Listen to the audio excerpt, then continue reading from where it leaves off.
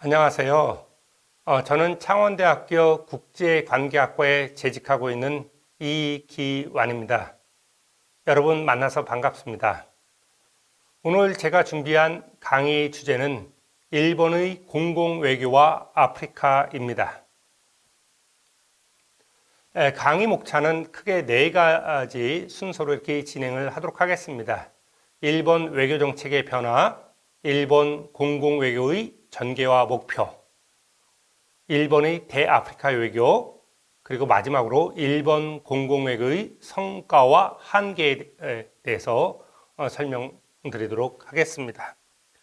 먼저 일본 외교정책의 변화예요. 냉전기 일본의 외교정책과 탈냉전기 일본의 외교정책이 어떻게 변화하는지 먼저 여러분들한테 설명드리도록 하겠습니다. 냉전기 일본의 외교정책은 크게 2가지로 이렇게 볼 수 있습니다. 국제주의 외교와 국제분쟁의 비개입 원칙, 이 2가지가 일본 외교정책의 기조다라고 이렇게 말씀드릴 수가 있는데요. 국제주의 외교라는 것은 미국을 위시한 서방국가와의 어떤 유대 강화를 통해서 안보를 유지하고 경제 발전을 달성해 나가겠다라고 하는 원칙입니다. 이러한 이면에는 일본은 1946년 평화헌법을 제정을 하죠.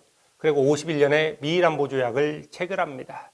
이러한 상황 속에서 결국 군사소국주의 속에서 안보는 미국에게 의존하면서 그러한 최소한의 군비 속에서 경제 발전을 실현해 나가겠다라는 것이 바로 국제주의 외교다라고 이렇게 말씀드릴 수가 있고요. 또 하나는 국제 분쟁의 비개입 원칙이라고 이렇게 말씀드릴 수 있습니다. 이것은 전전 일본 외교에 대한 반성이라는 측면도 있습니다. 그리고 평화헌법 속에서 국제 문제에 개입할 수 없는 제도적인 한계를 가지고 있었죠. 그러한 상황 속에서 일본은 1967년에 비핵 3원칙을 표방을 합니다. 그러니까 핵무기를 보유하지도 만들지도 반입하지도 않는다. 이러한 원칙들을 천명을 하고요. 또 하나는 무기 수출 3원칙입니다. 공산권 국가, 유엔 결의에 의해서 무기 수출이 금지된 국가, 국제 분쟁의 당사자 또는 우려가 있는 국가에 대해서는 무기 수출을 하지 않는다라는 거. 이런 문제는 뭐예요? 결국 국제 문제에 개입하지 않겠다라고 하는 의미가 담겨 있다라고 이렇게 볼 수 있습니다. 이렇게 국제주의 외교와 국제 분쟁의 비개입 원칙은 크게 보면 전전 일본 외교에 대한 반성에서 출발하고 있다라는 것을 알 수 있고요. 또 하나는 경제 발전에 주력하겠다. 결국 국가의 모든 힘을 경제 발전에 방점을 찍겠다라는 거고요. 그러한 속에서 최소한의 방위력을 유지해 나가고 더 나아가서 침략 국가의 이미지를 벗기 위해서 공공외교를 중시하겠다라고 하는 것을 우리는 알 수가 있죠. 반면에 탈냉전기 일본 외교정책의 기조는 냉전기와는 상당히 다르다는 것을 알 수 있습니다. 첫 번째는 일본의 역할 확대에 방점을 찍는다라는 겁니다. 일본의 어떤 경제력, 군사력을 바탕으로 해서 결국 일본의 역할을 확대해 나가겠다라는 것이 탈냉전기 일본 외교정책의 첫 번째 기조고요. 두 번째는 이러한 탈냉전 상황에서 적절한 방위력을 정비하겠다라는 거죠. 그에 따라서 관련 법제를 정비하고요. 군사력의 현대화를 단행하고 국방비를 계속해서 증액을 해왔다라는 점. 그래서 적절한 방위력을 정비하겠다라는 것이 두 번째 탈냉전기 일본 외교정책의 기조다라고 말씀드릴 수가 있고요. 세 번째는 정치 군사적 역할을 강화해 나가겠다라는 거예요. 정치 군사적 역할을 강화한다라고 하는 그 의미의 이면에는 국제 분쟁에 대한 비개입 원칙을 포기하겠다. 지금 국제 분쟁에 적극적으로 개입하겠다라고 하는 의미를 담고 있다라는 거죠. 전반적으로 봤을 때 탈냉전기 일본 외교정책은 전후의 어떤 수동적인 기조에서 탈피해서 능동적이고 주체적인 기조로 입장을 전환하면서 국제 문제에 적극적으로 개입하면서 일본의 위상을 높여나가겠다라는 것이 탈냉전기 일본 외교정책의 기조다라고 이렇게 말씀드릴 수가 있습니다. 두 번째로 일본 공공외교의 전개와 목표입니다.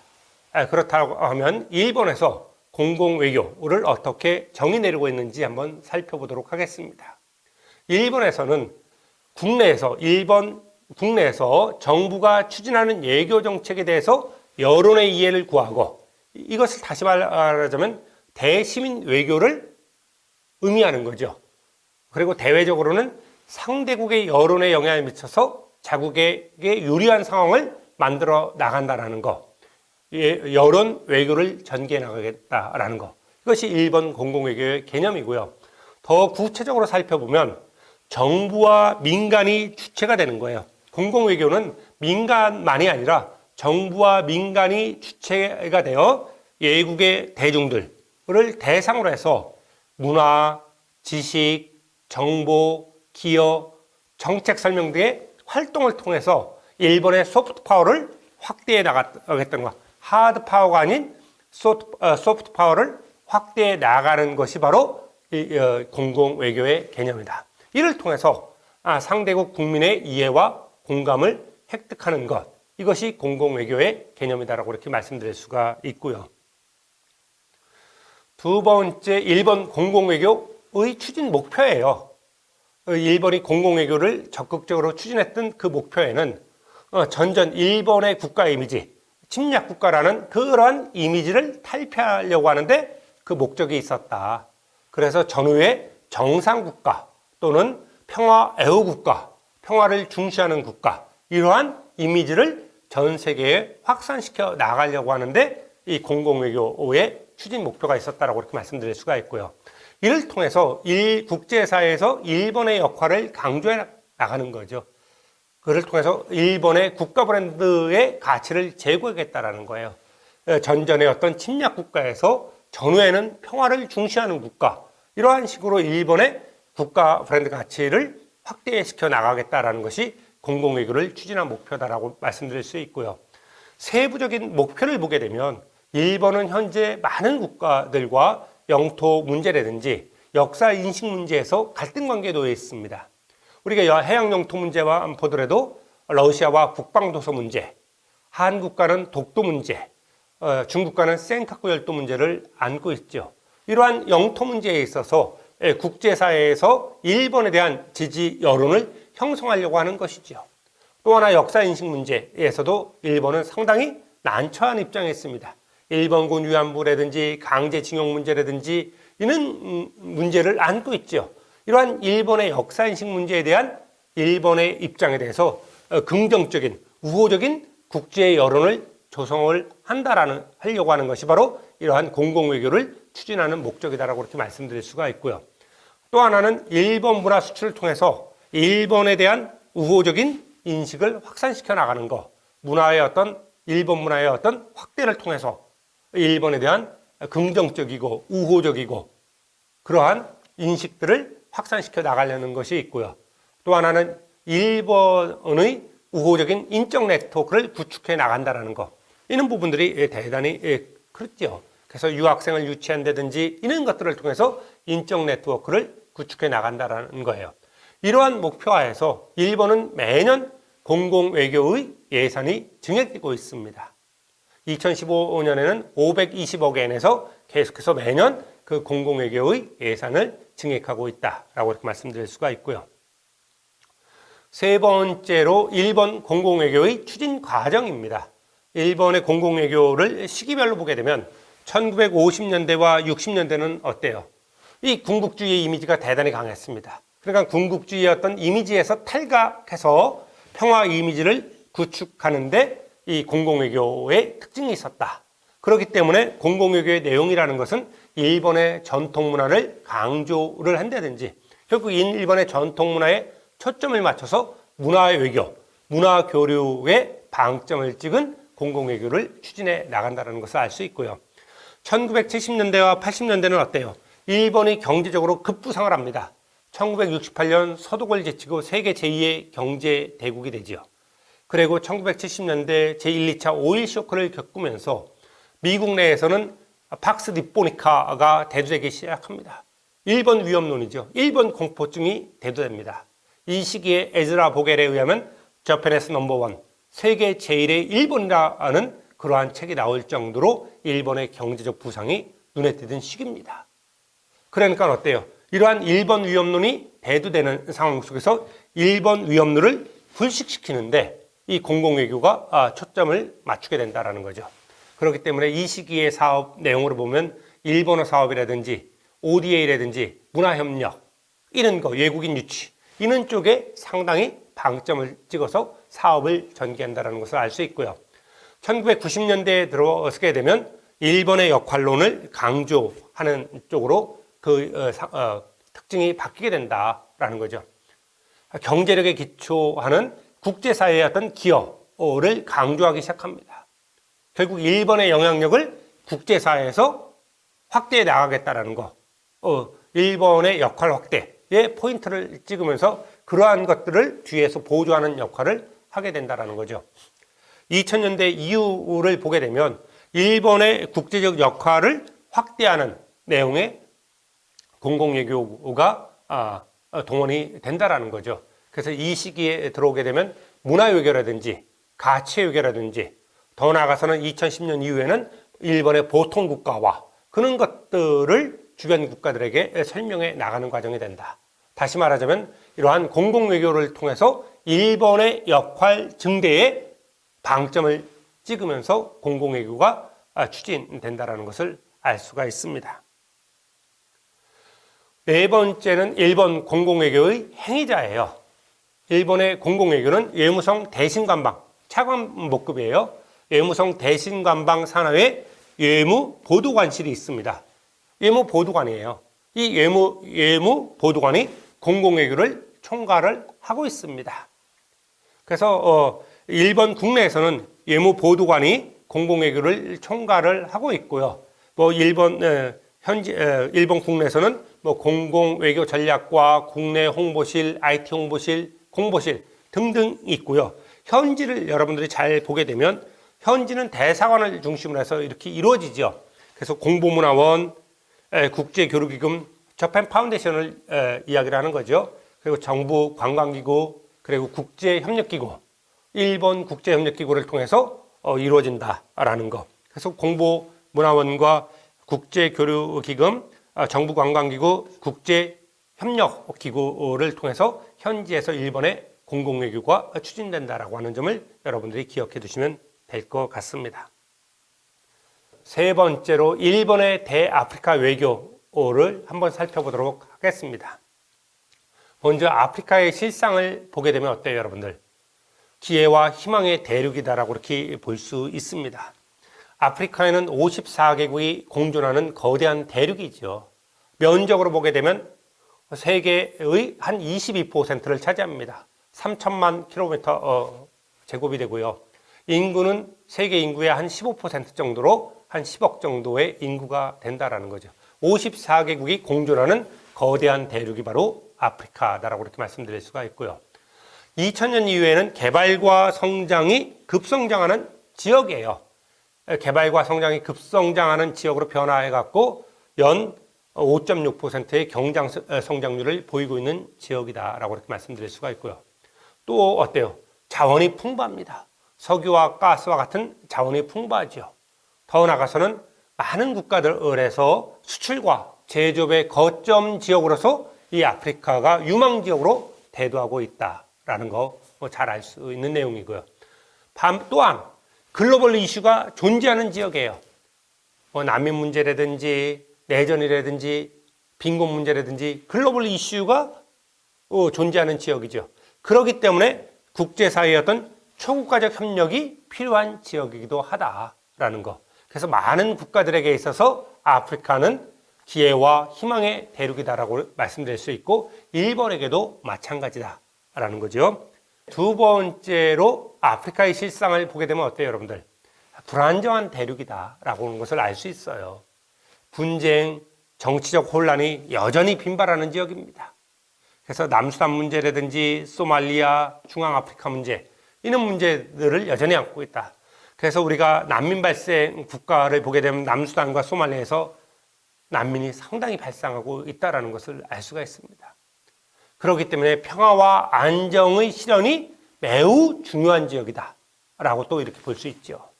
또 하나는 식량 문제, 빈곤 문제 양극화, 개발 문제, 전염병 문제, 이런 문제들, 소위 인간 안보의 문제들을 안고 있는 지역이 바로 또 아프리카 대륙입니다. 우리가 보게 되면 개발도상국 중에서도 후발 개발도상국, 세계 48개국의 후발 개발도상국 중에서 아프리카가 33개국을 차지하고 있다. 이 얘기는 뭐예요? 아프리카의 빈곤 문제가 대단히 심각하다라는 것을 알 수 있어요. 그렇기 때문에 빈곤의 해소, 그리고 균형 있는 개발, 이것이 아프리카 대륙이 안고 있는 매우 중요한 과제다라는 것도 또한 알 수 있죠. 그렇다라고 하면 아프리카의 실상은 기회와 희망의 대륙인 동시에 불안정한 대륙이다라고 이렇게 말씀드릴 수가 있습니다. 일본의 대아프리카 외교의 의미를 한번 살펴보면 일본이 아프리카 외교를 추진하는 그 목표는 뭐예요, 여러분들?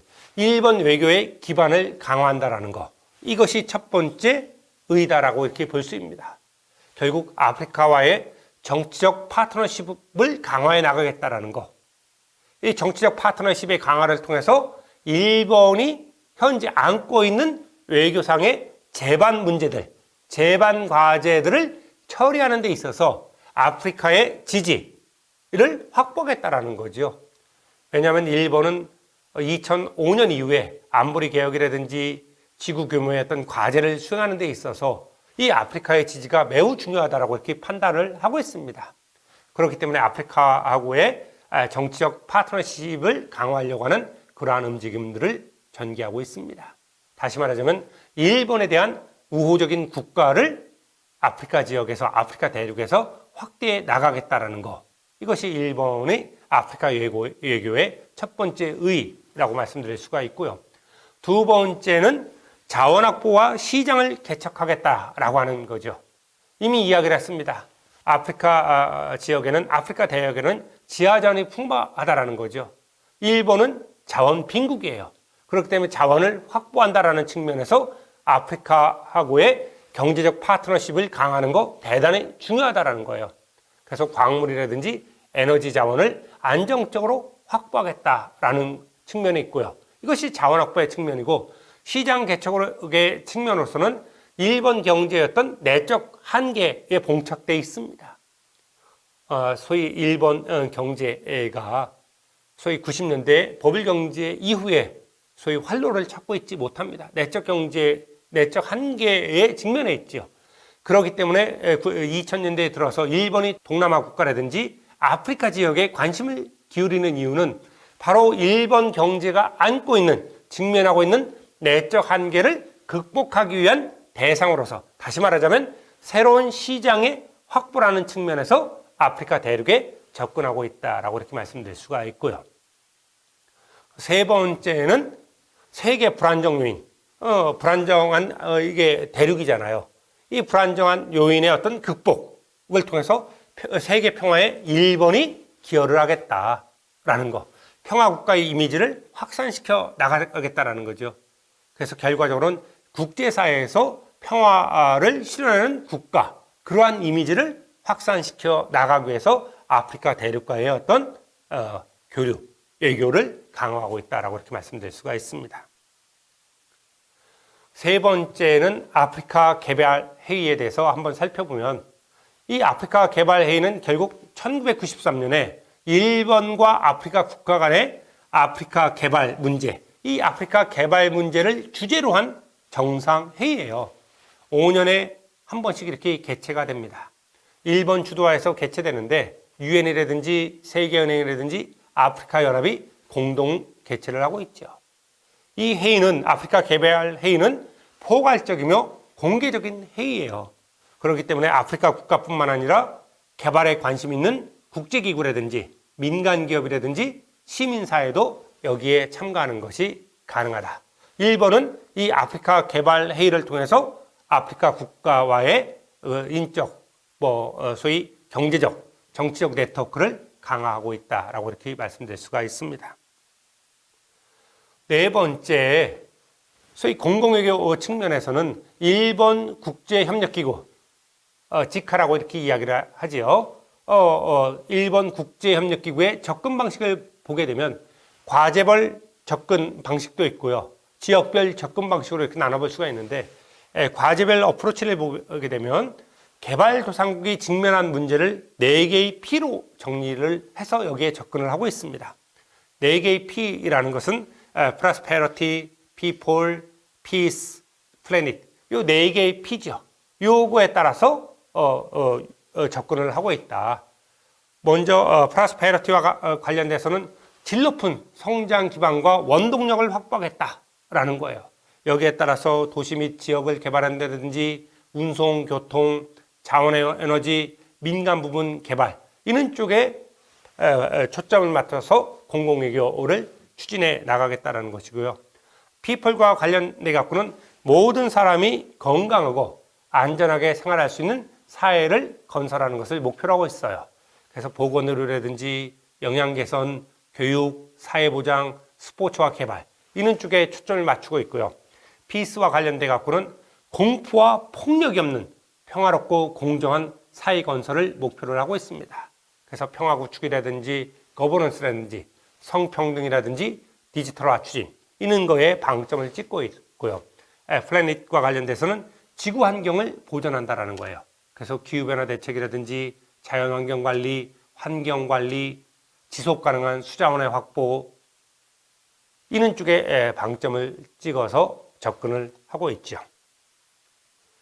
그리고 지역별 어프로치를 보게 되면 2020년도에 일본 국제협력기구의 지역별 사업 규모를 보게 되면 남아시아에는 협력 실시국이 8개 국가로서 7,780억 엔을 사업 규모를 지출을 했고요.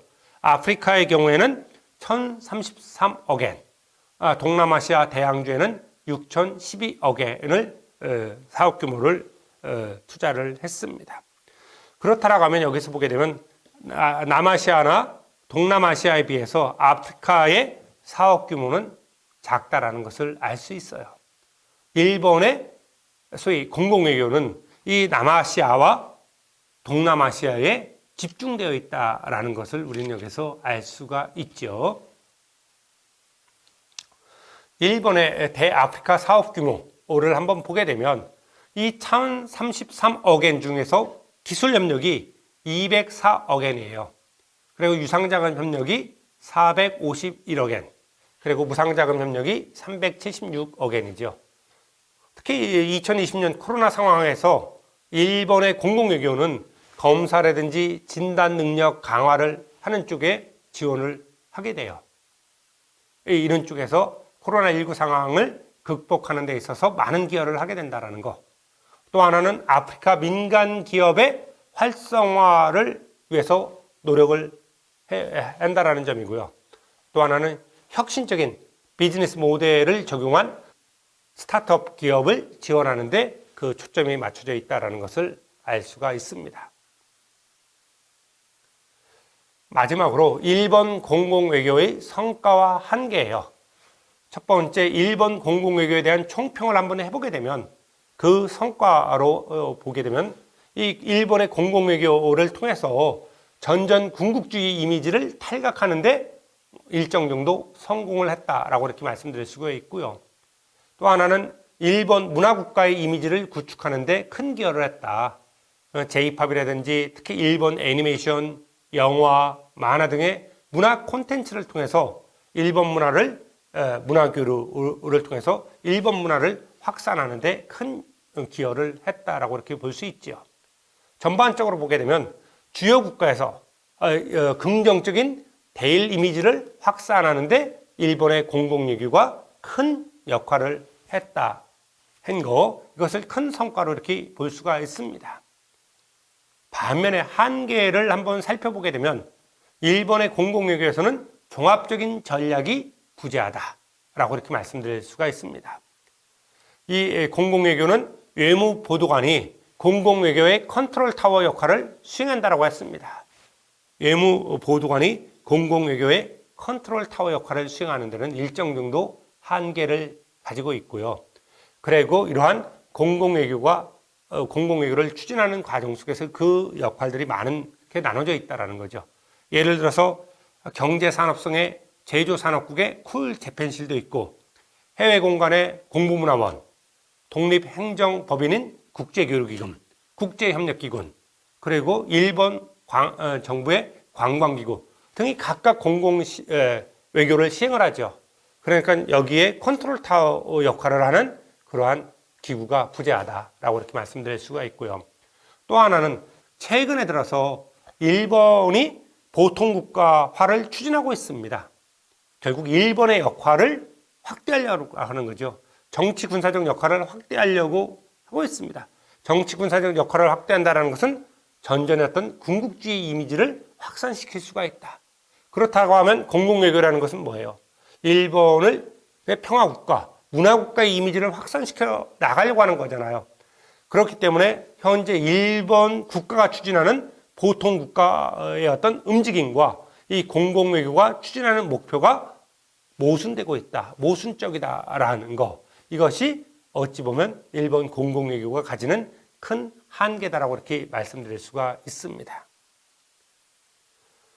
두 번째로는 일본의 아프리카 공공외교에 대한 총평을 한번 내려보면, 그 성과로 살펴보면 결국 일본의 아프리카에 대한 공공외교를 통해서 아프리카 개별 국가들이 안고 있는 문제 해결에 상당한 기여를 해왔습니다. 신종 바이러스 대책이라든지 2020년, 2021년에는 코로나19와 관련돼서 일본의 공공외교가 아프리카 개별 국가들에게 큰 도움이 됐죠. 그리고 현지 기업의 활성화라든지 기술 혁신을 지원하는 측면에서 아프리카 개별 국가들이 안고 있는 문제 해결에 일본의 공공외교가 큰 역할, 큰 도움이 되었다라고 하는 점을 들 수가 있습니다. 또 하나는 아프리카 개발 회의를 통해서 일본 정부의 외교 목표를 실현하는 데 기여를 하고 있다라고 이렇게 말씀드릴 수가 있고요. 또 하나는 일본 국제협력기구의 협력 방식과 사업 규모에 의거한 접근, 어프로치를 하고 있다라고 이렇게 말씀드릴 수가 있지요. 그렇다라고 하면 일본이 추진했던 아프리카 공공외교의 한계를 살펴보면 첫 번째는 사업 규모의 한계를 들 수가 있습니다. 이미 이야기를 했어요. 남아시아와 동남아시아에 비해서 이 일본의 소위 아프리카에 대한 사업 규모는 6배에서 7배 정도가 작습니다. 지원 규모가 적다라는 거죠. 그러니까 일본의 공공외교는 여전히 남아시아와 동남아시아에 집중되어 있다라는 것을 알 수가 있습니다. 또 하나는 과연 일본이 아프리카에 대해서 이러한 공공외교를 강화한 이유가 이 인적 교류, 문화 교류 이런 것을 강화시켜 나가기 위해서 아프리카에 대한 접근을 강화한 것이냐라고 하면 일정 정도는 그렇지 않은 측면도 있어요. 결국 안보상의 이유로 이 아프리카에 대한 접근을 강화했다라고도 이렇게 말씀드릴 수가 있습니다. 다시 말하자면 2000년대 이후에 중국이 아프리카에 대해서 많은 공을 들이기 시작합니다. 그렇죠, 여러분들. 그러한 중국을 견제하기 위해서 일본이 안보상의 이유로 아프리카 공공외교를 추진해 나왔다라는 것. 이런 것들로 인해서 사업 규모가 한정되어 있고 그러한 어떤 추진 목표에 일정 정도 한계를 보인다라고 이렇게 말씀드릴 수가 있습니다. 제가 준비한 일본의 공공외교와 아프리카에 대한 강의는 여기서 마치도록 하겠습니다. 수업을 경청해 준 여러분들 감사합니다.